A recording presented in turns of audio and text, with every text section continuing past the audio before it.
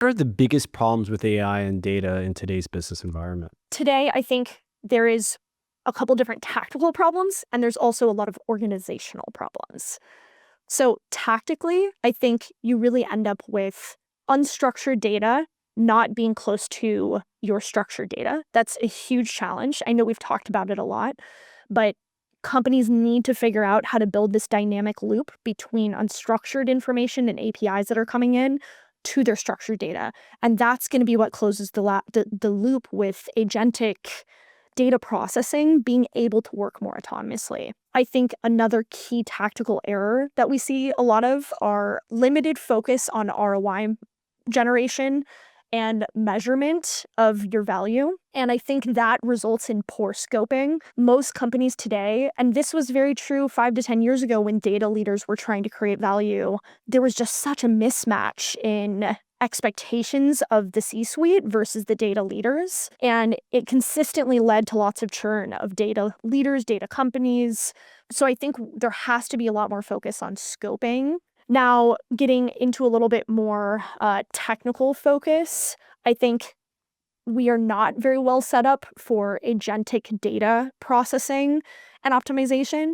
So thinking about systems that are natively accessible to agents have a lot more of that rigorous security and governance protocol, even, are native to the tool calling and MCP layers. Those are all big challenges that don't exist. Most of our data processing and data pipelines today are still built by hand, manually, by data engineers who are running these SQL queries over and over and over again. And I actually think that there's big opportunities to replace a lot of that existing data stack to be a lot more inference native in the future. What should enterprise level data leaders like CDOs do right now? What should they say? Okay, let's stop listening to David and Madison. We got to go do this literally right now. Really advocate for your team, your leadership, the resources that you need. My biggest goal and the thing that frustrated me a lot before going into venture was seeing that data and AI leaders were not in the boardrooms. They were not in the C-suite. I want to see more leaders advocating for themselves to have budget level ownership, be responsible for these decisions at a C-suite level, because truly you need this technical expertise to be running a business in today's era. So that would be my recommendation is, go ask for what you need to be a leader. As like a data leader, how do you advocate for yourself at like a C-level, to like the C-suite? What do you say? The key is you need to be willing to take responsibility for your results. When you sit in a corner and you just build incremental data dashboards that don't touch the bottom line, you're missing out. So you need to be framing a solution that is end-to-end, including measurement, ROI. You need to bring it to the C-suite and say, listen, we're going to deliver this with X% certainty, and this is the timeline that I expect it to take. Here are the risks that I think are also important to recognize, and here are the resources that I need. And you need to track your progress towards those to the C-suite. But I think the key is also recognizing the problems and the pain points that they're feeling and baking that into your own roadmap. I've come into many companies where the data and engineering team are so separate from the C-suite and the business side of the world. And I think we need to see the technical leaders take responsibility for their impact that they're delivering. And the best ones are doing that. They're amazing at what they do. And that's why, it's such an expensive hire when you really can find someone who can build for impact. All right, so you're a little biased, obviously. You're a partner at a VC, but how valuable of an asset is data as you assess a business? So my strong opinion is that data is a business. Your entire business today, if you were to look back over the last couple decades, has been manual, people forward. Every single thing has been paper forms. Data is the next era of a business where you're able to codify everything that you understand about your customers, your business, your monetization, all of your financials. Every single thing that you have that is part of a business is codified through data.